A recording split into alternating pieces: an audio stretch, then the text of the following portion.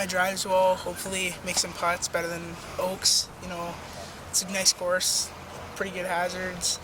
I think I'm going to play pretty well today.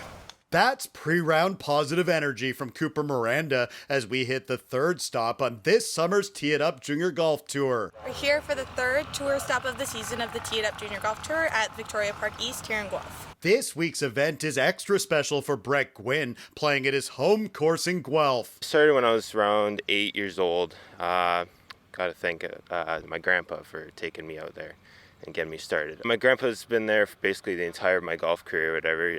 The amount of times he put me in these little golf camps and just teaching me how to play, these little tips and tricks that he's learned when he's played. It really helps a lot when you got someone to look up to and learn from. Gwynn arrived at the course about 90 minutes before his tee time. Big dog's gotta eat. Yeah, big dog's gotta eat there. His pre-round ritual includes visualizing his shots and spending time chipping and putting at the practice green. When I get to the golf course, I try to stay away from the driving range just to really more focus on the short game, which is what really matters in today's game. Just want to make sure I can get my putts there, to the hole and get the chips, get the feels going. Maya Ncidi also believes a strong mental game is a big part of being successful. Obviously bad shots are going to happen, and it's how you improve from those and how you don't let those affect you, and I think that's really important for the game.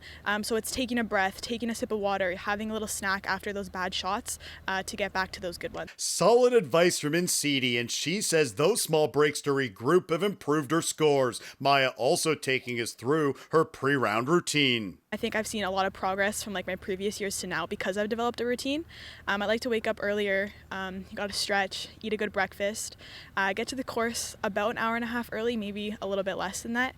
I like to spend half the time at the range, but a big portion of the time on short game, putting, chipping. That's really important. That's what makes or break a game. I think it's also important to just give yourself a little bit of time before the tee off, just to breathe, relax, think about kind of all the positives about your game. I usually spend about 30 minutes at the range and then 30 minutes around the green side, for chipping and putting.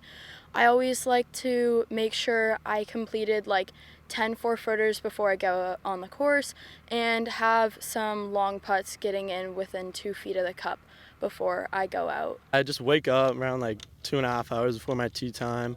Take a shower, go get a bacon, egg, and cheese bagel, and then just drive on out here, get prepared, roll some putts, hit some balls on the range, try and get dialed for the tournament. Hudson McIntyre in perfect harmony with Riley Duchesne as they warm up on the driving range. It's been a great experience, obviously looking for some wins, trying to go low. I like the tour, it's great people around and all the hosts, I've gotten to know them pretty well, and there's good people, and a lot of the guys like Riley here, we've played a couple times, and a lot of guys here just get along.